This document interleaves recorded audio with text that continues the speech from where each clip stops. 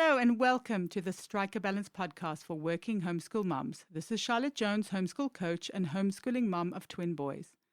I know it can feel really overwhelming to keep all the balls in the air all the time, so each week I chat about tips and strategies for being a happy and thriving working homeschool mom that you can implement in your life too. I also speak to awesome and inspiring women who manage to juggle homeschooling and work successfully and find out what their secrets are. Be sure to check out my Working Homeschool Mom Magic Mindset Challenge in the show notes and sign up to my newsletter for lots of cool homeschool freebies. And if you ever need to chat, please book in a session with me. I'm so excited for you to be here, and I hope you'll get so much value out of this episode. So let's get started.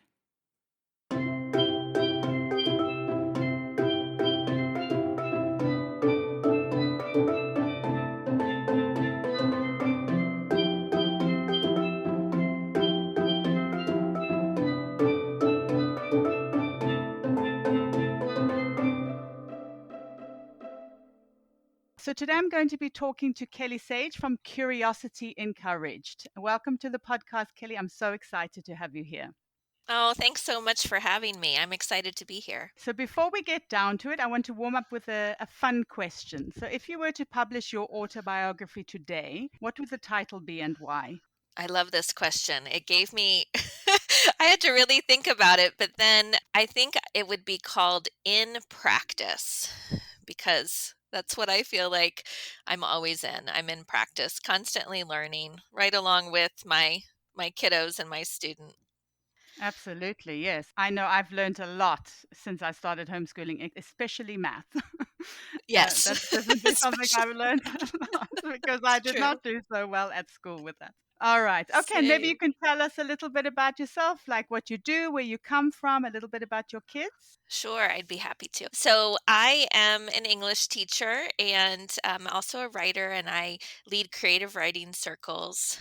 And I was a brick and mortar English teacher in middle school and high schools for about 10 years, and then decided to leave that to homeschool my kids. And since then I have done both. I teach and tutor, and then also homeschool. I have a 15-year-old son who's in 10th grade, and he was homeschooled until he went to middle school. He really wanted an experience with lots and lots of peers, so he started back in school in 7th grade. And then I have a 6th grader, a daughter, and she has never been to school. She's been homeschooled all along. So you said you've obviously been a working homeschool mom for, you said about 9 years, right?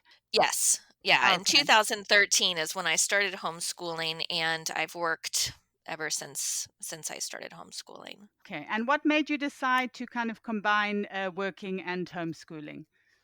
Well, I was really frustrated with the school systems here, and partly because I didn't feel like I could really reach my students in the way that I believed they needed to be reached. And then at the same time, I had my son he was at the time in 2nd grade, and I was seeing similar issues where his teachers were great and they were really trying, but they just didn't have the resources, the time. The classes were really big, and so he was starting to lose his love of learning, and it just felt really important to me that I would be able to give him the opportunities that I really knew were important in order for kids to really flourish and love to learn. And I also was feeling very burnt out and wasn't, able to spend as much time with my own children. So that's why I decided to homeschool. And then just because of financial reasons, I needed to keep working. And also because teaching is my passion, I didn't want to give it up. I just needed to figure out a way to do it differently. And have there been times when you've wanted to quit homeschooling or working for that matter? And how did you get through these times? I've definitely had times where I've wanted to take breaks. Quit, no, because I think because I had so many toxic work environments before coming to homeschooling, when I started homeschooling, it was really important to me that I was very intentional with homeschooling, with what work I said yes to, and so I don't feel like I've ever gotten to the point where I've wanted to quit. Now, taking breaks, absolutely. We've definitely come upon times where we just needed to put everything on pause, come up with maybe a different way to do something, or just give ourselves time to refresh a little bit. And so, yeah, when those times happen, that's what we do. We pause. Maybe we, take a couple days off, or we go on field trips, do something to kind of break up whatever it is that's creating that want to stop or quit. And I think that's the beauty of homeschooling, though, isn't it? It's that flexibility to be able to do that. Yes, Mm. absolutely. And how do you stay organized generally within homeschooling or within working and just being a working homeschool mom? So lists are my best friend. I make a lot of lists, and then I use them, which I think is also really important. And then also just my space. It's really important for my mental health and my ability to lead well and help my children learn that our space is organized. So really trying to make sure that we're cleaning up and putting things back, so when we go to get our materials, we know where they are. We're not spending a whole bunch of time looking for things. Keeping a calendar is super important. It's connected to my husband's calendar and all my different work calendars. I have to have everything in one place. Otherwise, balls will be dropped. And so, yeah, I would say lists and a calendar, a really good working calendar, and then just the space being organized. Those are the things that help me the most. And how important do you think mindset is for being a successful working homeschool mom? Think it's really important. I love the difference between a growth mindset and a fixed mindset.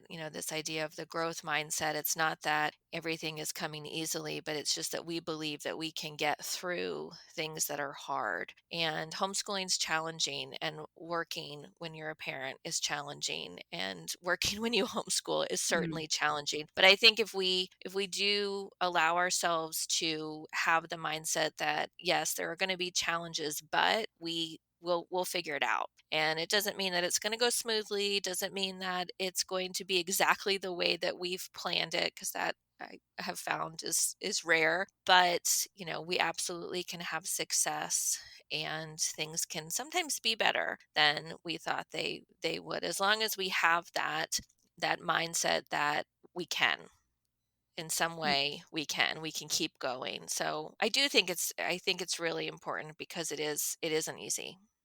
Sure, absolutely. And I think it's such an amazing opportunity to teach our children a growth mindset from the get-go as well when we homeschool. Right, and there's so many opportunities to do that, right, when Yes. we're with our children all day, to, yeah, because there's gonna be challenges throughout, whether it's learning math ourselves so that we can Mm. teach it, which I definitely relate to, or, just having to get up and spend the day with each other sometimes can be a challenge. Sure, absolutely. With the same people again Yeah, yeah, another every day. day. Yeah, Yes, absolutely.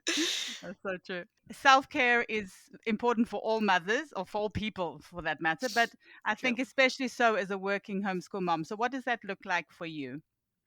So for me, I've found that it's really important for me to have some alone time. And I'm really fortunate in that I do have a partner who supports that and really helps me to make sure that I have that. So that alone time can look like, right now, my bedroom door is closed, and he's making sure that all of the different needs and things around the home and with my daughter are met. It also sometimes looks like me just going for a walk. My favorite self-care, which isn't possible all the time, but I do try to do it once or twice a year, is to go on a retreat. Sometimes they're more structured retreats, like a writing retreat, but oftentimes it's a friend and I finding, a little Airbnb somewhere, and just getting away, where I don't have to, remember that the dog needs her medicine at 9 a.m. or have to,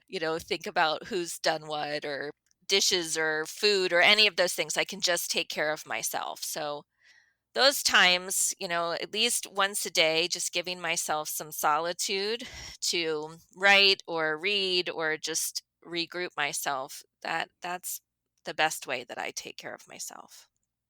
Yeah, a little retreat sounds absolutely heavenly. I can imagine those must be very well appreciated.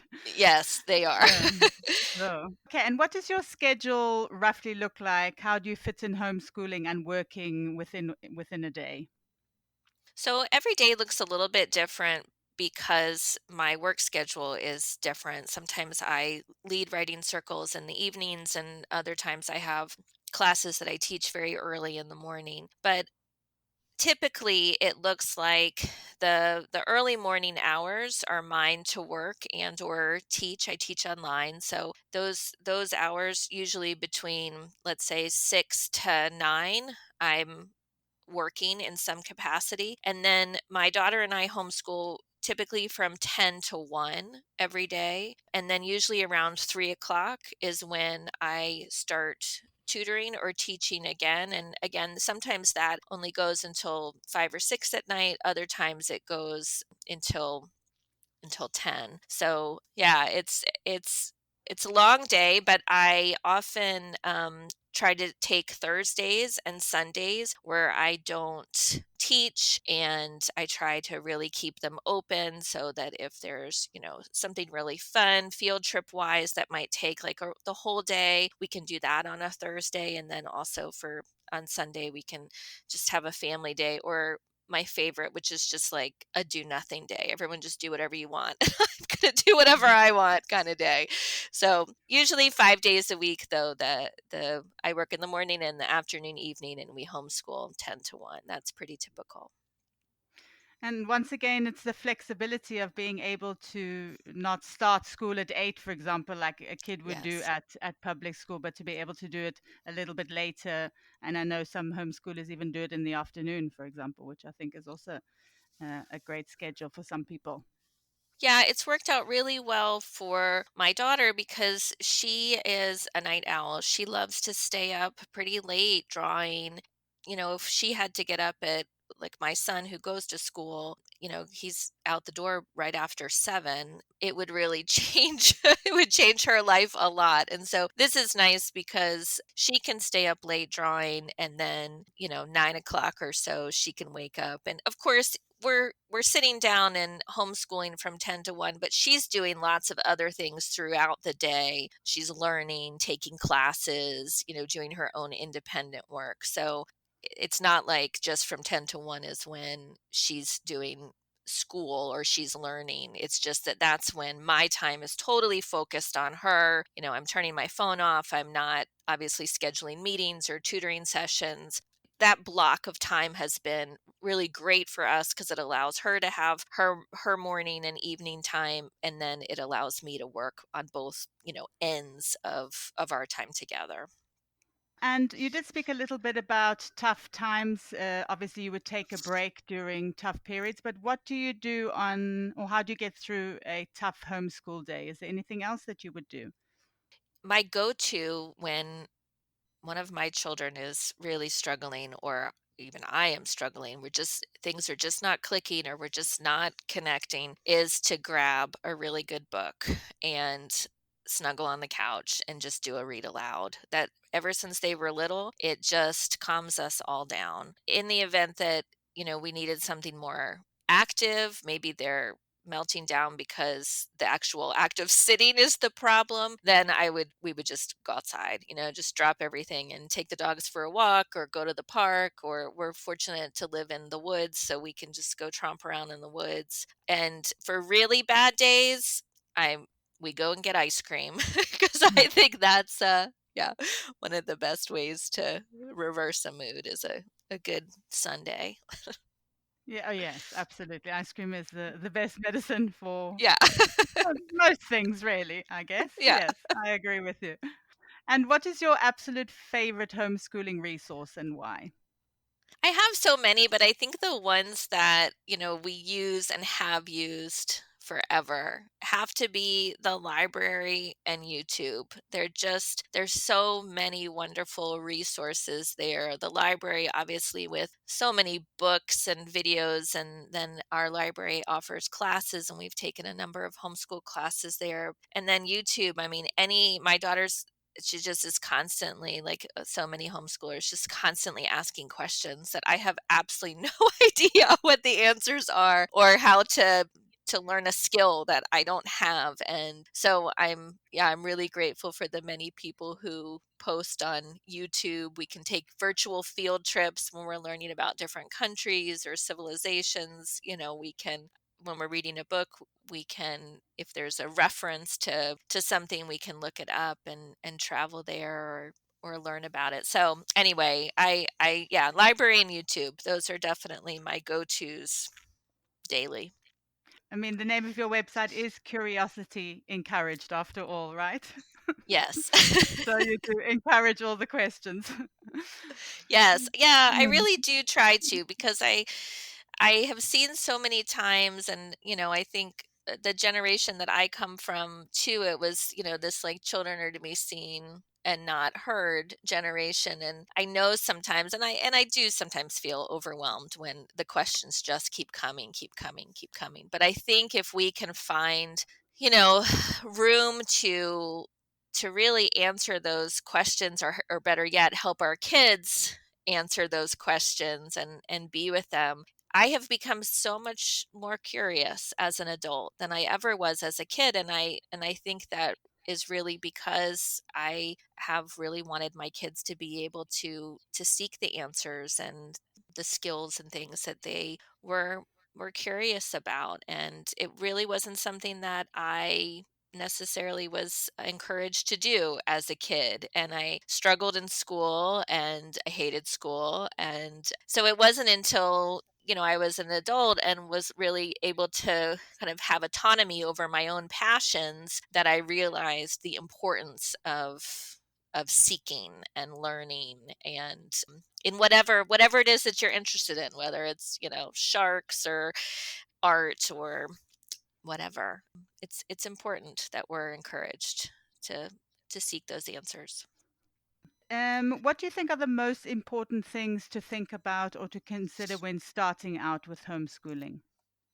I think the most important thing when you first begin is to really build a connection within your home. I mean, we already have connections, certainly, but the connections are going to shift and look differently when suddenly we're looked at as the teacher. And so for me, building connections looks like play. It looks like reading together. It looks like figuring out what are my kids interested in. If they don't know what they're interested in, then, really trying to take them outside and let them walk around and find something that they're interested, or going to the library or talking to them, really looking at what are the things that they play with. My son has always been interested in building, and so Legos and Minecraft, and now it's gotten to 3D printing. And trying to, for me, to build a connection is to get interested in those things with him. It doesn't mean that I sit down and play Minecraft with him for hours, Mhm. but certainly when he wants to talk about it, that I ask questions. And so I think in the beginning, those really trying to build a relationship around, we're interested in what you're interested in. Let's play and gather, and the math and the other subjects, they'll come into play, but let's first build a trust and a connection so that when we have to start doing things that we're not interested in or that are really challenging, that we have that relationship there, that trust there, that it's not going to be like school or like something that was maybe painful. We're not going to be the teacher who's screaming and like Oh, making mm. you sit down for hours and miss recess and whatnot. Something important, absolutely. And if you could think of one really useful piece of advice for being a happy and thriving working homeschool mom, what would that be? I think it's really important to include your kids. Every season, we sit down and we make a list of all the things that they're interested in learning. Of course, there are things that I think it's important for them to learn as well. So then we look at I keep bringing up math, but that's been definitely a subject that we've had to go back and forth to try to figure out the best way to learn it. Looking at different curriculums, looking at different even subjects within math. My daughter recently has gotten, like I have mentioned, she's really into art. And so geometry is something that she's really interested in. And so when she was having trouble with some of the other math things that we were doing, we looked through the curriculum and it turned out that there was this huge geometry unit. And so then we moved into that. And now she's finding a lot of success. It's still hard, it's challenging. She's learning math. And we'll go back to the things, obviously, that were the fractions and things that were more challenging. But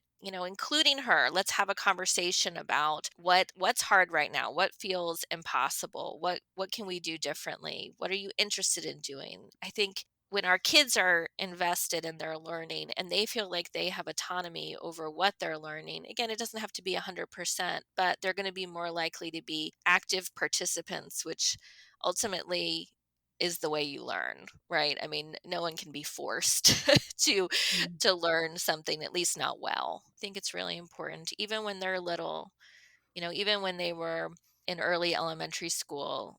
What are the things you want to learn about? Of course, lots of animals came up on the lists, or Minecraft, or different things. And it's like, then it was my job to figure out, okay, how can I take these things that they're interested in and bring them into our reading and our writing and our science and history and math and all of those things. So that's definitely been the way that we've homeschooled, and it's been successful.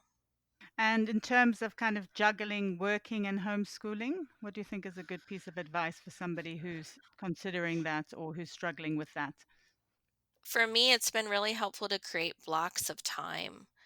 I have found that when I'm trying to do both at the same time, I do both poorly. And so, like I mentioned, having that block from 10 to 1, my daughter knows this is the time that mom's going to be present with me, and the people I work with, they know that those are times that I am not available. And so just having boundaries around time, it's not easy, and it definitely, like the title of my memoir, takes practice.